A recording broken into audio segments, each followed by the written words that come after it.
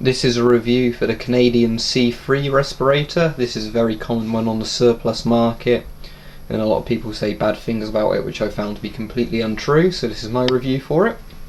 Now, the history behind the mask is Canada used to use all the same masks as Britain, as they are part of the Commonwealth, and this was a mask they changed to in the 60s, and it's developed very closely off of a British mask.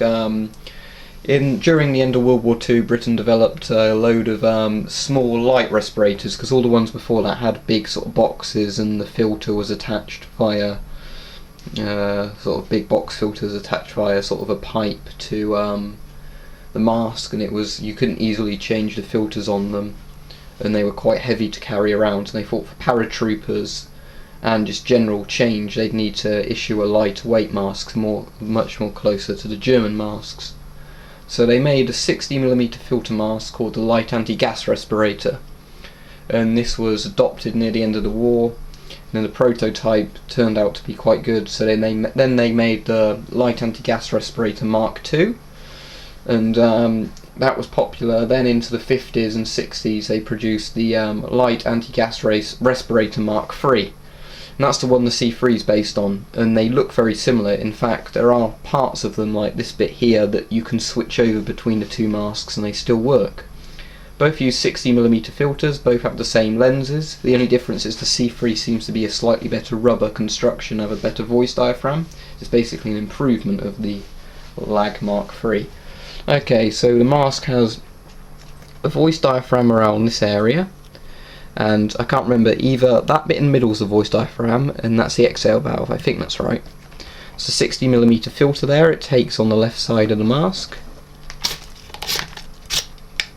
It's quite a sort of big filter compared to 40mm, but you can breathe easier for a 60mm. There's the mask without the filter on.